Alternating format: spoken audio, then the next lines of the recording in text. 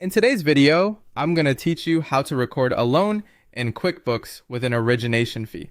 We'll walk through setting up the loan in your chart of accounts, recording the money you received, and entering ongoing payments so your balance sheet and profit and loss stay accurate. First, create the loan liability account. In QuickBooks Online, open the settings gear, choose chart of accounts, then click New. For account type, pick long-term liabilities if the loan runs more than a year, or other current liabilities if it will be repaid within a year.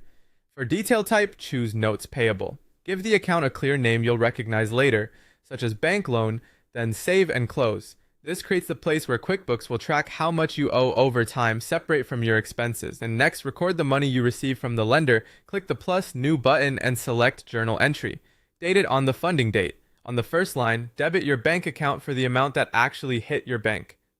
On the next line, credit the loan liability account for the amount you borrowed.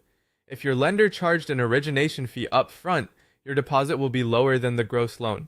In that case, the difference represents the fee. Many businesses add a second debit line for that amount to an origination fee or unamortized loan cost account, so it can be amortized over the life of the loan. Others expense small fees immediately. Check with your accountant on which account to use based on your policy. Save and close. This entry increases cash and records the debt properly. Finally, record each loan payment, which includes principal and interest. Click plus new and choose expense. Select the bank or credit card you're paying from, enter the payee, and use the payment date. In the category details section, use the loan liability account on the first line for the principal portion of the payment.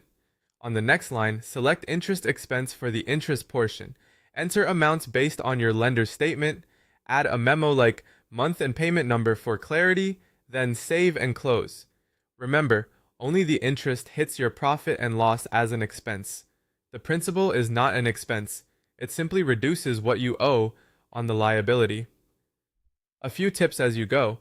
Match your entries to the lender's statements. Consider setting up a recurring expense if your payment is fixed, and reconcile regularly so your loan balance in QuickBooks equals the lender's balance.